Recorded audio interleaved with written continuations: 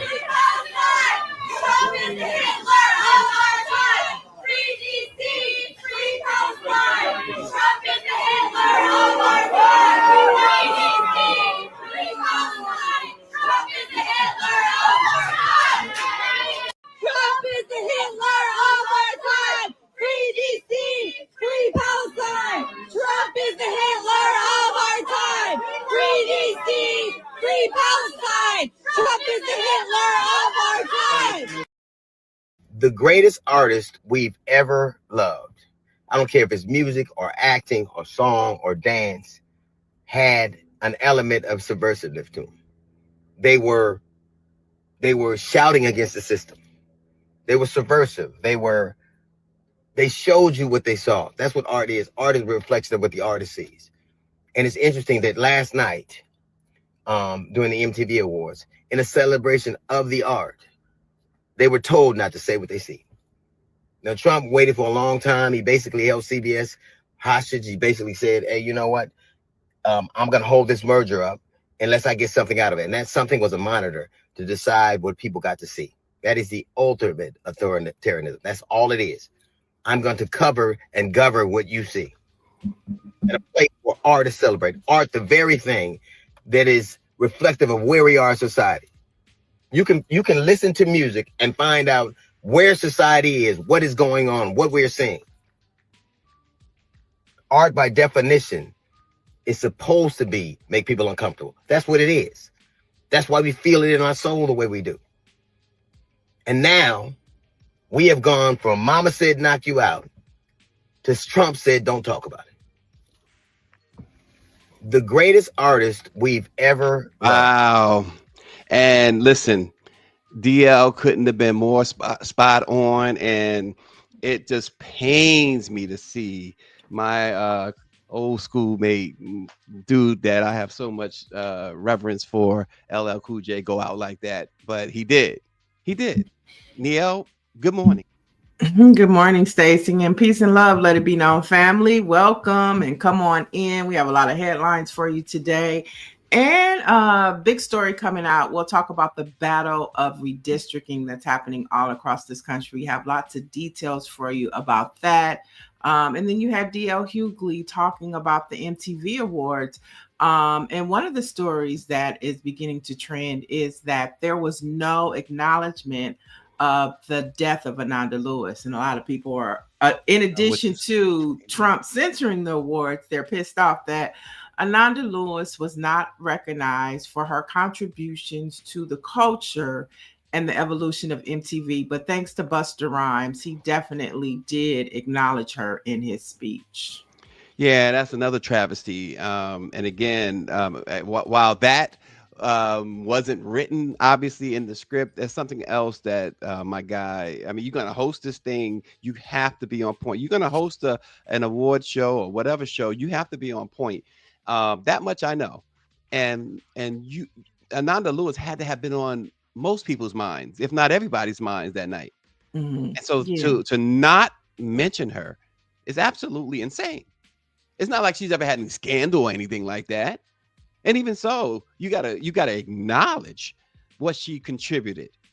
I mean, it has happened at award shows in the past. We know they have omitted people. They always catch flack for it. It's kind of like one of those things in where you say once you start thanking people, and then I don't want to get in trouble because I know it's somebody I'm gonna forget. And they probably got caught up in all of the artists and stars that had passed away, and they left their most important jewel off the list, and that was Ananda Lewis. She was a big contributor to MTV because she came from BET. And Mhm. so they knew the value of her contributions to Black America, and to bring her to MTV, they were trying to enhance their Black visibility. And so thanks to Busta Rhymes for doing that. Um, Mhm. and we appreciate him for that. Yeah, that's almost tantamount to if Minneapolis was saying we're gonna pay tribute to our to some of our greatest musicians of all time and leave Prince out. I mean, it's just crazy. And then the other video though, um, where those folks, Cole Pink, I guess, is the activist who got that close to the president and his cabinet member. They were out, right? And to get in his face and call him the Hitler of our time to his face. That's some serious stuff right there. That's some, you know what? That's some bold and I mean bold stuff. Bold stuff. Yeah, that's telling him come outside and you will FAFO. Okay. Because he's never Stay in the outside, White right? House. You built that patio. Use it before the snow comes. Keep Oh Lord. all of yourself and the clan on that slab of concrete that you had us taxpayers pay for. Stay there. You're not welcome on the streets of the You United want States. you want him to stay on the slab of concrete. Well, I mean, he should, because every time he comes outside, he's going to be met with resistance unless he's walking into an all MAGA facility or event. Anything outside of that, he is going to get booed. Him and his administration. JD Vance knows, he gets it all the time. Yeah, yeah, he does. RNG is right. He said some serious white privilege, but Trump was confused. He almost started dancing. I detected that too, RNG. That I felt like at first he thought they were like chanting for him or something, and then when he heard it, it was like, wow. Look, And he's like, get him out of here. it ain't Get him nothing out of like an here. angry white woman. His own kind. And the white women, they were not having it. Those were all white women. And you know what? Doing their pink hats, what they do. Mhm. She looked kind of like she's kind of Middle Eastern or something though. That one. But you know what's interesting? What's the one thing that doesn't happen in a dictatorship is that uh folks don't confront the dictator. And this Mhm. so I guess what I'm saying is that perhaps there is still a modicum of non-dictatorship here. I guess I don't I know. mean, we're calling him a dictator, but we still have our liberties. Let's be clear, We and do. that's what that's yeah, we do, and that's what Okay. everybody's fighting for. To Mhm. maintain those and to not let him. He wants to be a dictator. And a Mhm. lot of things that he's doing is moving for a dictatorship, but he has not attained that yet. And that's why the white women was meeting him at the restaurant, Mhm. and they should keep that up. Thank you, Cold Pete, for that. Yeah, that's what. Yeah, I'm glad you articulated it that way because that's what I was saying. He hasn't yet. It shows that he has yet to fully attain that. So you're Yeah. right. And Dr. Joni, I'm with you. Not everyone still has their liberties. I mean, this. Whew. Anyway. Well, black people we ain't never really had all our liberties. You know what I'm saying? Have we ever? Have we ever? Oh gosh, folks, the nation's report card is terrible. It's showing just how far behind our children are falling. Nationally, only 35% of 12th graders are reading at or above the proficient level, but for African American students, it's closer to 15%. In math, just 24% of 12th graders nationwide reach proficiency. Yet fewer than 1 in 10 African American students did in an eighth grade science, while 31% of students overall scored proficient or above.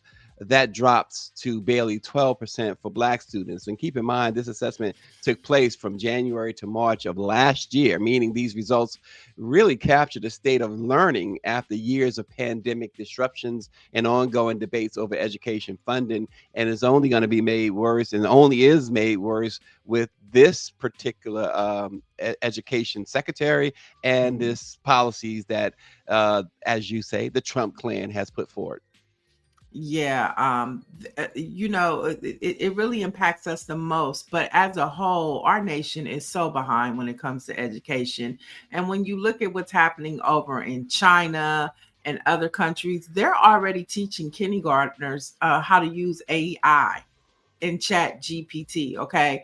And so the advancement level of education in other countries, especially our enemies countries, are like 10 times more advanced than what we are in the United States. So not only, when America catches a cold, we catch pneumonia, we know, but as a whole, our country education system is failing everybody.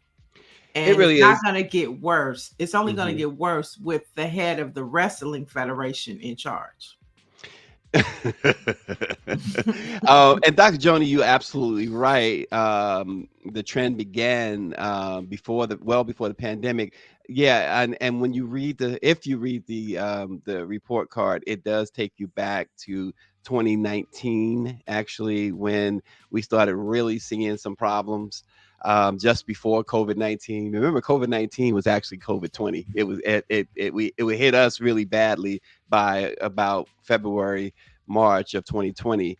Good morning, cuz. And RNG says, I blame No Child Left Behind and Common Core. Those two programs set out children behind for decades. Yeah, we are not competing, on a worldwide scale. We're failing here in America, but on a worldwide scale, 10 to 15 years, but we are so behind when it comes to education in this country. Mm-hmm. And so Well, that's just something that definitely, we're not going to be able to do anything about it right now, no. except parents with all of this technology that we do have, parents may have to self teach their kids and take it a Mm-hmm. step further than just what they're learning in the schoolhouse. Because I'm Yeah. telling you, they're learning Mandarin, they're learning Chat GPT Mm-hmm. in kindergarten in other countries. Mm-hmm. Mm-hmm.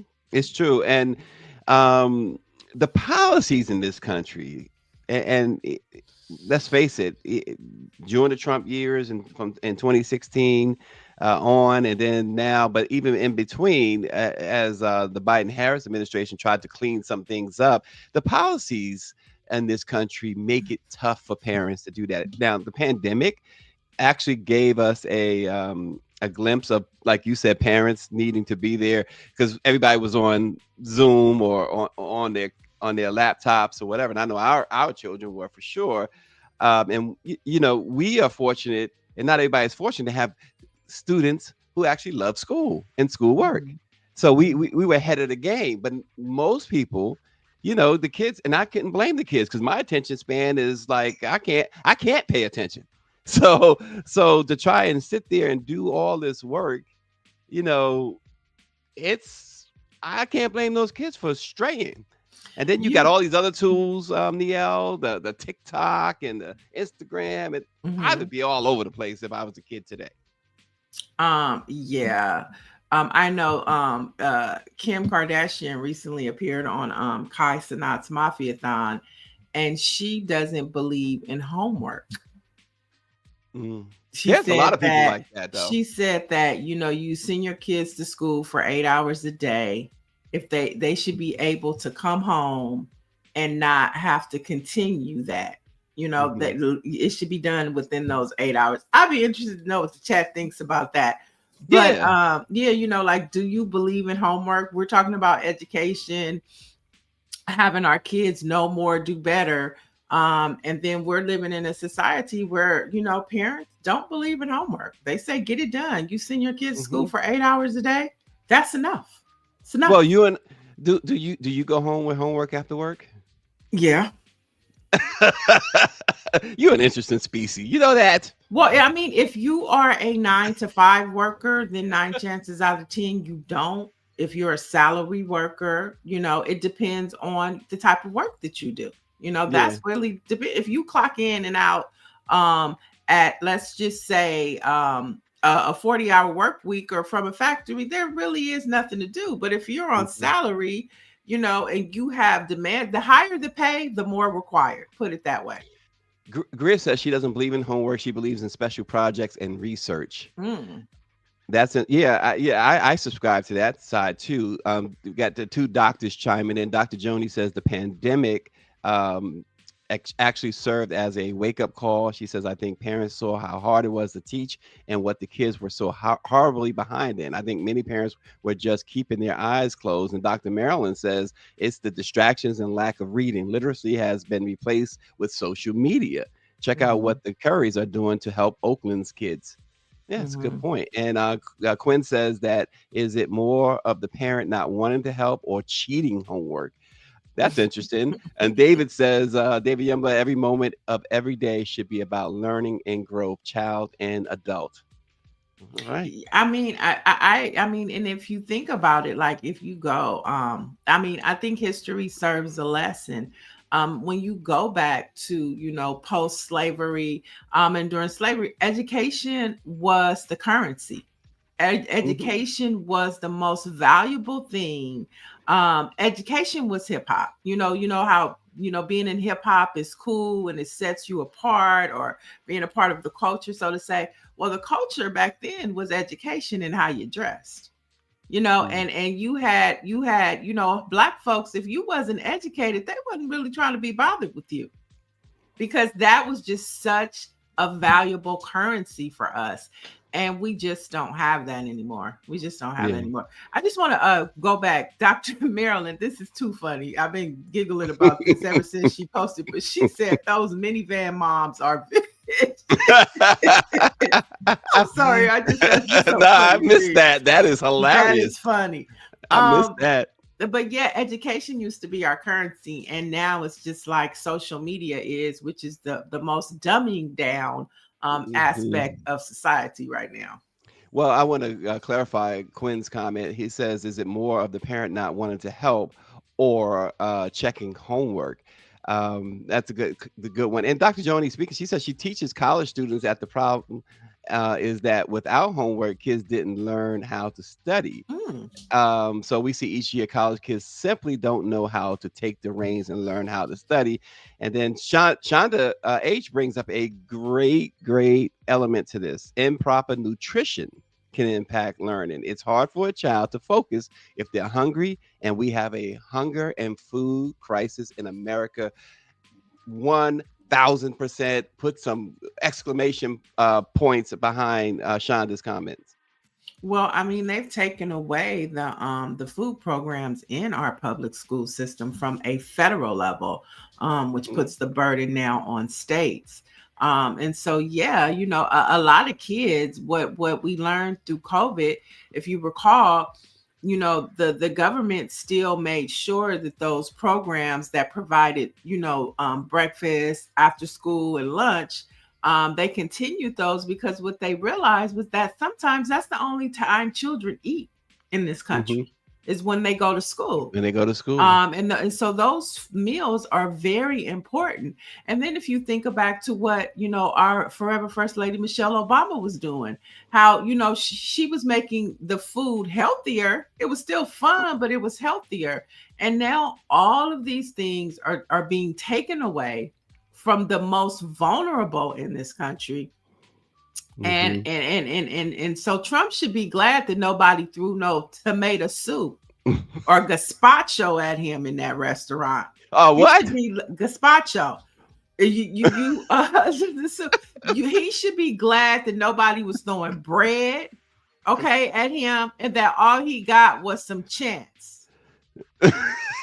Shoot, kids out here hungry, and he in the restaurant eating steak with extra No, ketchup. he with extra. How do you know he had extra?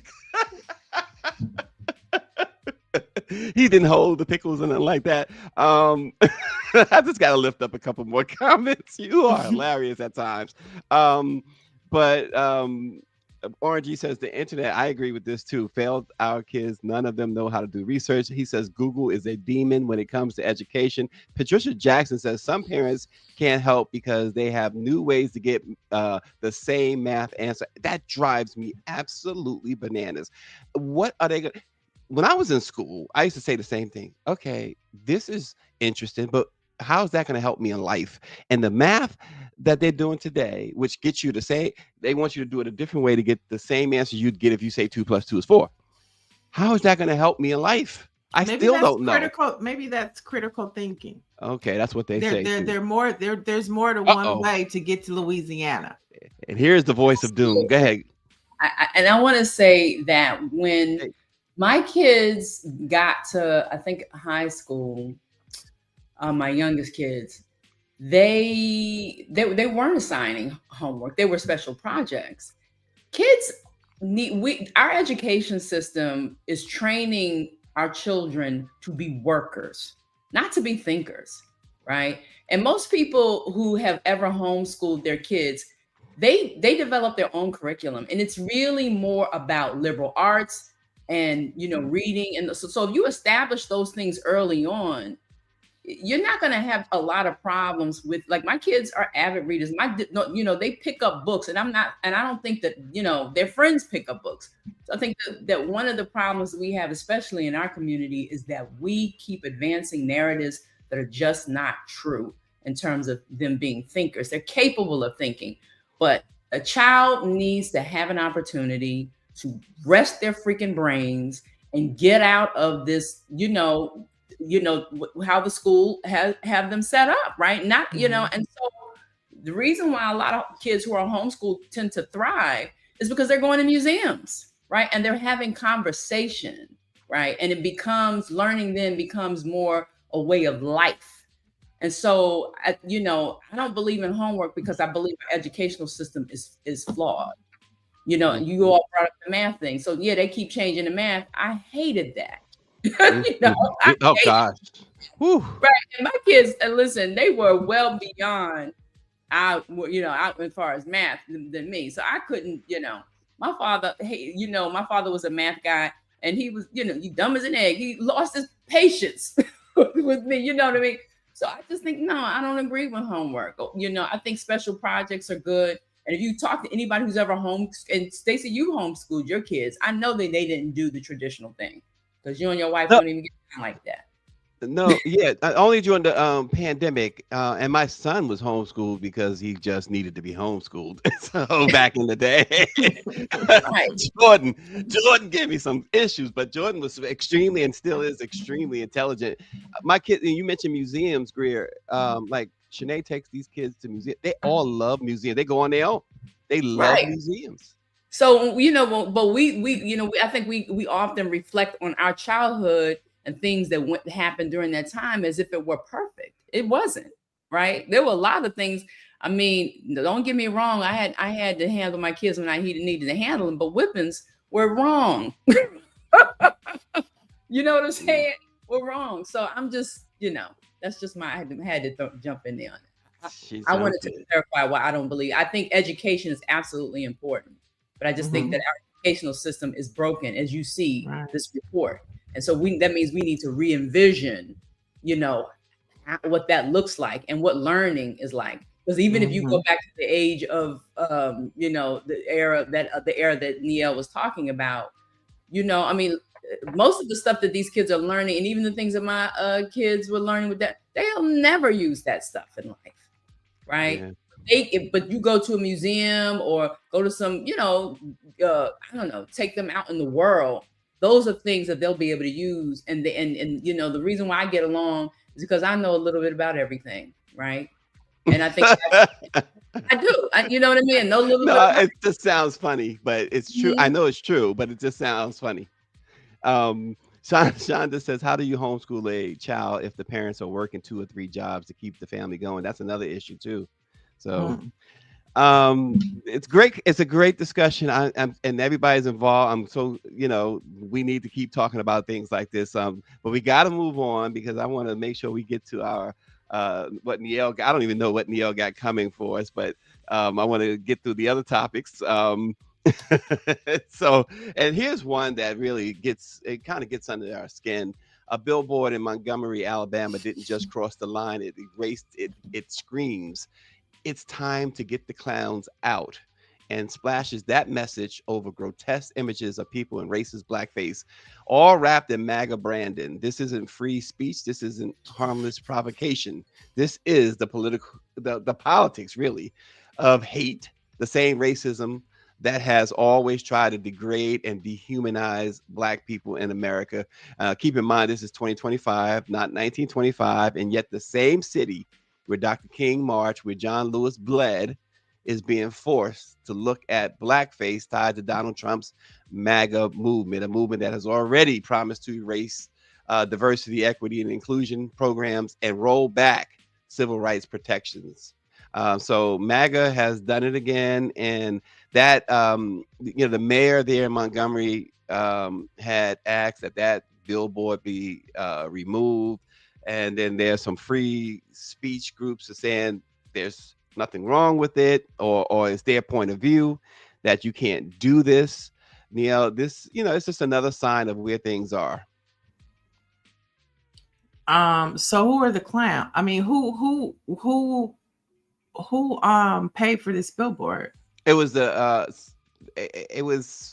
I can't remember the organization, but they are they support, they are MAGA. They've identified themselves as MAGA. Okay. So that's they want, in other words, so their own words, when approached about it, they simply want to get rid of Black folks. They say the clowns out. They want them out. Yeah, living in America. That's the bottom line there. We talked about these all white places popping up, and white only signs coming back, colored only, and all of that stuff. So this is Project 2025. For sure. Yeah. And I mean, I think the you know how the church folks say the best is yet to come. I think the worst is yet to come. As long as Trump stays in office, and all of the heinous things that he is doing, from education to healthcare to changing the Department of Defense to the Department of War, I think the worst is yet to come. And so, we were talking about it yesterday. Folks better wake up, because this is on us. Yeah. Dr. Joni says, wow, I cannot believe there are blackface MAGA supported advertising campaigns on U.S. roads. It seems to get worse and closer every single week. But, that's not the only billboard that they put up, those MAGA folks. They put up another one. There you go. I was just about to, she's always on point. You see what's happening there. And they're responsible for that as well. So this is what's going on, folks. Yeah. I just where are the people to the right? Where are those? I see John Lewis. I can't tell who the other individuals are, but that's Bloody Sunday. Who do we have? Like, looking at that picture and looking at the civil rights side, who would be standing there right now today? Right now? Yeah, that's a good question. Who would be standing there? Would it be Hakeem Jeffries? No. Right now. I'll tell you no right now. Would it be Wes Moore? Would it be Brandon Scott? Would it be Brandon Johnson? Would it be Tamika Mallory? That's what I say. Angela Rye. You saw looking at the women today, because they got more. Would be there? RG said me. Yep. Somebody said Roland Martin. No politicians. APAC Shakur. That was hilarious. That's probably one of Charlemagne's best lines ever. Folks, Congresswoman Ayanna Pressley is demanding answers from Federal Reserve Chair Jerome Powell as unemployment for Black women climbed to 6.7%, well above the national average. She says Trump's mass federal layoffs have gutted jobs where Black women make up 12% of the workforce, and his attacks on DE&I have only widened discrimination and wage gaps. Ayanna Pressley is also pressing Powell to address Trump's illegal firing of Lisa Cook, the first Black woman to serve as a Federal Reserve governor and to lay out a plan to ensure maximum employment for all. Now, just an update: Lisa Cook, an appeals judge, said that right now she can keep her job. Now, obviously, the Supreme Court is going to rule against her when it gets there, when Trump takes it there, because they have shown their hand already with that, with the firing of another federal officer who generally had protected status. So once this gets to the Supreme Court, we will likely see Lisa Cook termination there. But this is absolutely ridiculous because what they are saying, Niele, too, is interesting. I saw a report yesterday. So they're saying Lisa Cook took a mortgage fraud or whatever, right?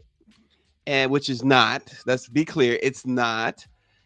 But several folks, including Defense Secretary or Army Secretary Hesketh, has the same exact mortgage situation as Lisa Cook and several others in the administration. So let's be clear about that. Yeah. I mean, once again, thank God for lawmakers like Ayanna Pressley, member of the Congressional Black Caucus, who is still, in the midst of everything that's going on, there still has to be lawmakers that are still doing the business of legislating. And so everybody's like, well, what are they doing? What? Yeah, there still has to be work that needs to be done. And this is an example of that. And I just can't, every time I see the headlines about black jobs, I always go back to last year at the DNC. Was it? Yeah, it was last year, 2024, Chicago, where Michelle Obama amplified black jobs. And who's going to tell him and this and that. And I just feel like this is him telling her, I'm going to show you what a black job is. There's going to be none. And I mean, I just, that just really bothers me that we were celebrating this time last year, right? Just all of the successes of Black people, being at the DNC, being able to hear from our Black first family, seeing the hope, the possibility of a Black woman as president, seeing the closest thing to what we would want this country to look like in that space. And here we are today. Yeah, you remember, were you there? No, you wasn't with us, unfortunately. I think Dawn was there. They had this huge in September of last year. I think it was September, August or September, this huge Black Excellence Party at the White House. And I mean, I was there. Oh, you were there? Yes. Okay. Imagine, you can't even begin to imagine something like that today at the White House. Well, I mean, yeah, I mean, that was it. That was the last hurrah. It was a Black Excellence brunch brought to you by Trail, who does these Black Excellence brunches during like award season. So like the Grammys, the BET Awards, and he always honors people of Black excellence. And so the communications team reached out to him to plan the Black Excellence brunch at the White House. Monica performed, and everybody was there because it was during the Congressional Black Caucus. So it was the inaugural. It was the inaugural one. We were hoping that there would be more. we were hoping that this time next year we will be going to the second annual Black Excellence brunch. That ain't happening, y'all. But it brought together, like when we first opened up the show, and D.L. Hughley talking about artists. There it is, right? It was such a grand time.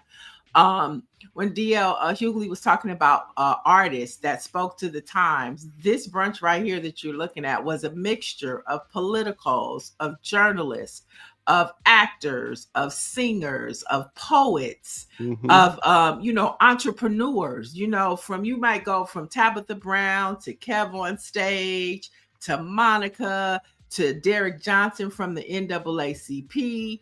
Dr. Chavis was there. I mean, there's Roland Martin. It was a melting pot of just Black excellence from the tech industry, from the venture capitalist industry. It was a grand time. And it was the possibility of what America could look like.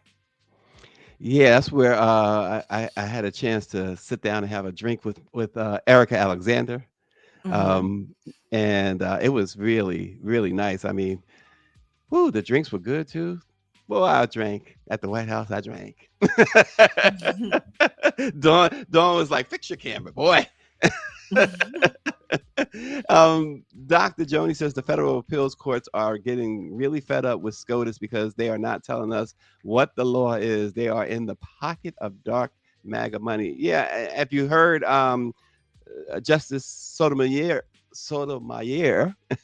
gosh, her interview with The View, she very quietly, in a very dignified way, sounded the alarm. This stuff is crazy. This stuff is really out of control. She knows it.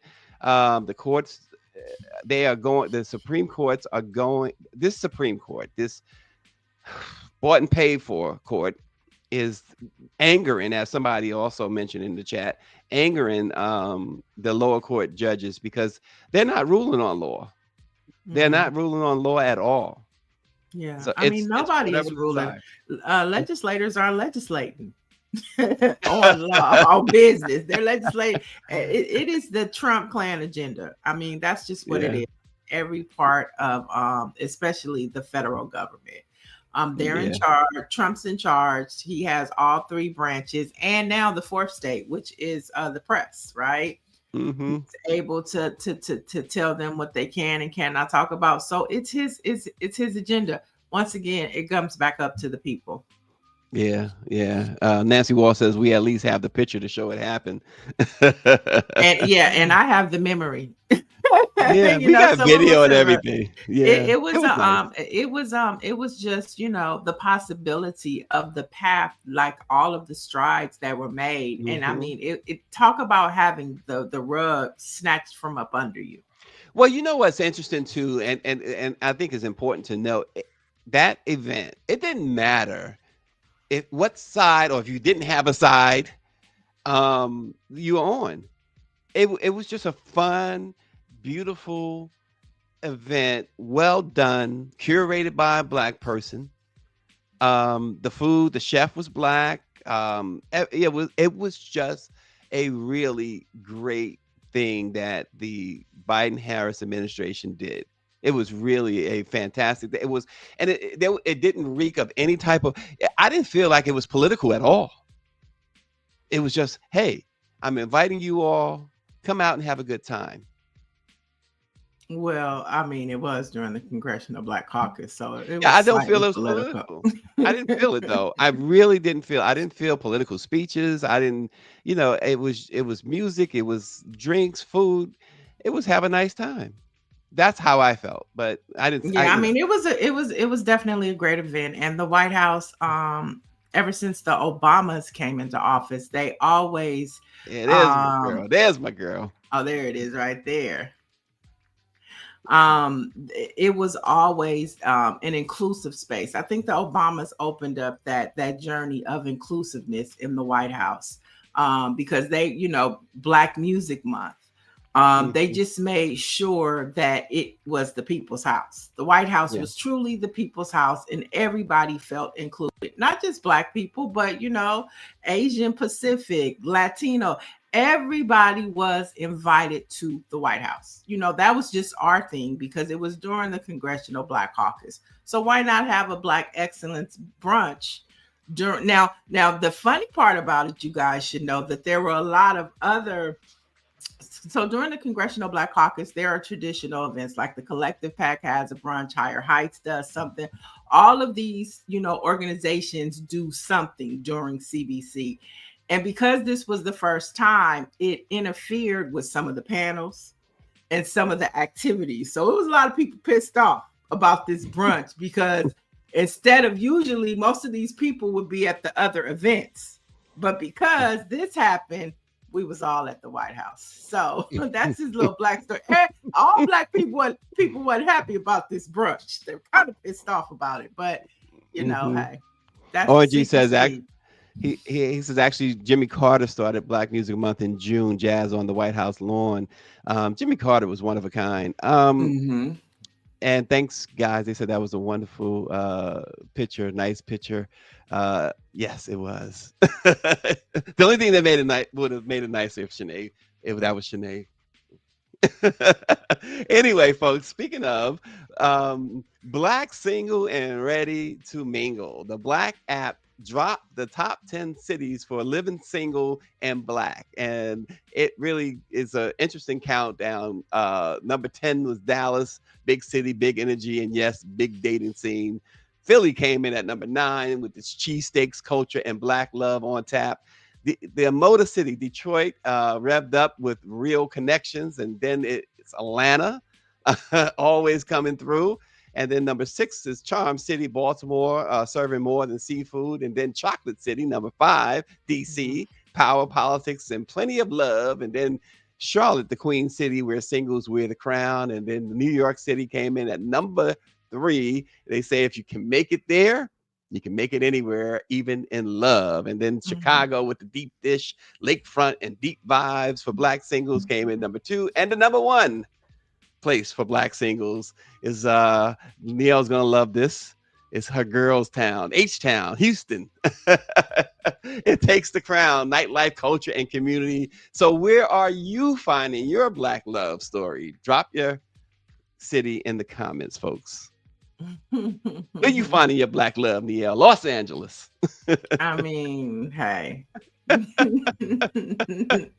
Where maybe at the Congressional Black Caucus in DC. Who knows?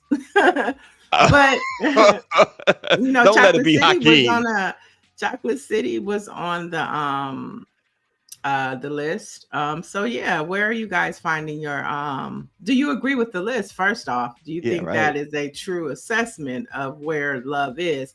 I think for Black people though, the higher percentage of Black people in the city is, you know, you have a better odds of finding Black love. Here in California, we make up less than 8% of the population. So I mean, you know, you have to surf for it. So I mean, those so you got the what? Surf for it. That's what I thought you said. So I guess the higher the percentage of Black people, the better your odds are. Okay. Well, DC, look out. She put y'all on notice. She on her way. She pulling up. What Michelle Madison says, my Black love resides in Virginia. Okay. Oh, they say Virginia's for lovers. So Black men stay away from those places. Black men don't cheat. Well, yeah, nobody wants nobody else's man, Orange G. So Black men that have a significant other stay away from those places. Not Black men, Orange G. Black men with wives and fiancés and girlfriends. But send the Black men to them states that are single and ready to mingle. Check out the Black America web for more information on that list, Shonda H. That's where the list originated, Black America web. But Daniela Pierre says she didn't realize Black love was still a thing. Really? Wow. Well, yeah, I mean, there are a lot of studies out there to where, yeah, it's a lot going on. It's a lot of intermingling from, you know, gender to race to, I mean, so hey, it's hard out here. And then let's not forget, some of them are in prison. So it's hard out here. It's hard out here. Well, Dr. Marilyn is in Dallas. She's in Dallas, she said. So I don't know. She got a cowboy out there.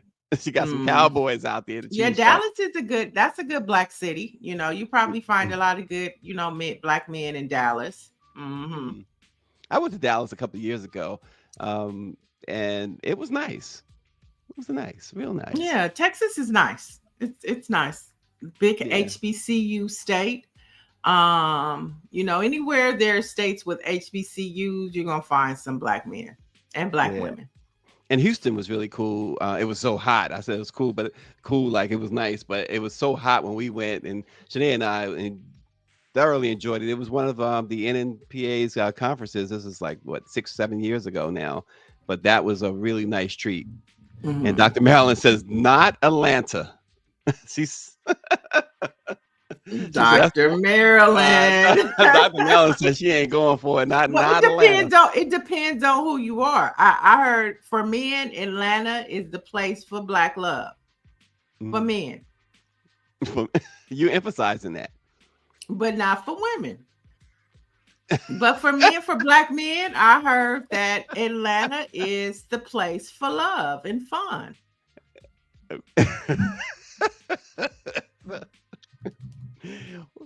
Anyway. Okay, so we have some more headlines to get to, and we're going to start off with a new NBC poll shows that the majority of Democrats identify more with the progressive movement than the Democratic Party itself today. Now, 54% said they are more in line with the progressive movement, while 46% said they lean towards supporting the party. Now, the poll was conducted nationwide among more than 30,000 adults. And typically, when a polls, they might only poll 1,000 people, but to poll 30,000 and nice. for most of them to lean on the progressive side, I think that says a lot, and that sends a strong message to the Democratic Party. And Mandami might be the first of many that we see getting elected across these United States. That's an amazingly great point. 30,000. I don't like polls where they're only doing a couple hundred or maybe 1,000 because it's not really representative. So that's a great representation right there. Yeah. And I think a lot of it has to do with like the war in Israel. A lot of Democrats just can't understand how the Democratic Party is just supporting Israel with blindfolds on, and they're not speaking up for the Palestinian people. I think that has a huge part to do with why we're seeing this progressive lean. But in more news, the NAACP is suing Missouri over a special redistricting session, arguing the plan is unconstitutional and threatens to silence Black voters and voices. Now, the legal action filed jointly with Missouri State Conference of the NAACP seeks to block a proposed special legislative session that the group argues violates both state law and constitutional protections. And so we see that the NAACP is on the front line for the legal lawsuits, making sure that this stays in court, because even if they lose, it is on record. And that is how things happen within our legal system, is that it has to be, on the record, has to be filed. And speaking of redistricting, 5 legal battles over redistricting to watch are in the states of Utah, Mississippi, North Dakota, Louisiana, and Texas as well. And so this redistricting ramp up is truly happening. And as you know, Texas, other states are following. Utah, Mississippi, North Dakota, Louisiana, they're following suit. And so you need things like what's happening in California. And if you haven't heard, Governor Newsom is having a FAFO town hall this afternoon. It starts at 1:30 p.m. Pacific Standard Time, which means that's 4:30 Eastern Standard Time. You can pull up Newsom. You have Rep. Jasmine Crockett, Hakeem Jeffries. It is like maybe a 20-person Mayor Karen Bass. They're all going to be speaking about what's at stake with this redistricting and how California needs your support to make sure that the ballot measure that Newsom signed and will be on the ballot for us to vote for, that it actually passes. There it is. AFL 50. They're actually, I think that the bottom of that calendar or somewhere I read, they're expecting to be more people to join that list of dignitaries on there. So, or speakers, or however you want to term them. But yeah, that is something else. Again, we said it. We've said it. It's going to take a Gavin Newsom type, if not Gavin himself, to defeat this guy, because of the way America is right now. Mhm. Dr. Joni says it's just awful that Trump calls their governor, and boom, they steal an extra seat for Republicans. Right. Yeah. This redistricting is going to be important to pay attention to because it's basically how he's going to stay in office. Mm-hmm. Mm-hmm. That's what it's all about. Him staying in office and preparing to rig the next year's election so that, he's building his fortress, Mm-hmm. brick by brick.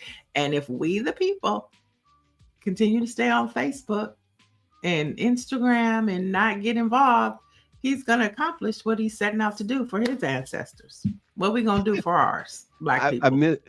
miss what Michelle Madison said. She said NAACP do the doggone thing. It takes a village. It takes a village. And last but not least, something to pay attention to: COVID-19 levels are rising again. In the state of California, and masks are being recommended for vulnerable groups and in crowded indoor spaces. So they are asking us to wear our mask again. Now, no bad dates have been issued, but experts warn the trend should not be ignored. Who's going to help us, y'all?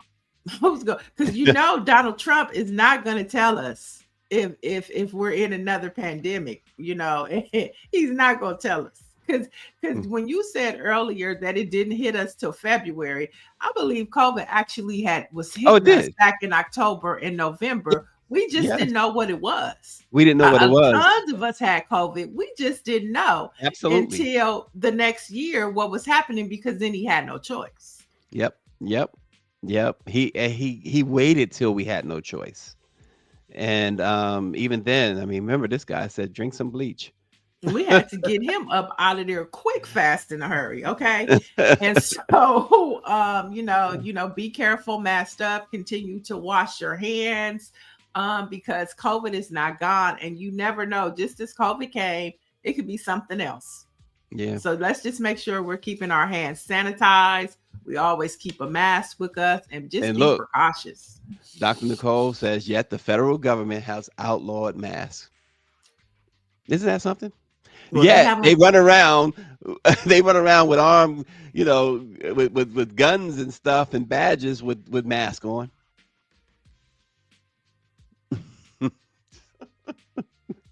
Oh my gosh! Yes, this surge is extremely strong, says Dr. Joni. People in the Midwest also, we aren't getting info from health agents at federal levels. So again, having to look at wastewater levels at state levels, very serious. Mm-hmm. And of course, you got the clown in chief, supposed to be head of all of the health stuff, Kennedy. So, heaven help us all. Heaven help us all. But those are your remaining headlines for today, folks. Boy, some Black history, folks. On this date in 1847, John Roy Lynch was born into slavery near Vidalia, Louisiana. Lynch would be among the first group of Blacks to serve in the United States Congress after slavery. He represented the state of Mississippi. Lynch would even serve as temporary chairman of the Republican Party National Convention. But as the period of Reconstruction faded and Southern politics made it virtually impossible for Blacks to remain in political office, Lynch moved to Chicago and practiced law. He died in 1939 at the age of 92. So there's a Black history fact to think about. And today we remember the marvelous Frankie Beverly, who died 1 year ago today on September 10th. And of course, Frankie Beverly is just the epitome of the only reason why you can wear white after Labor Day.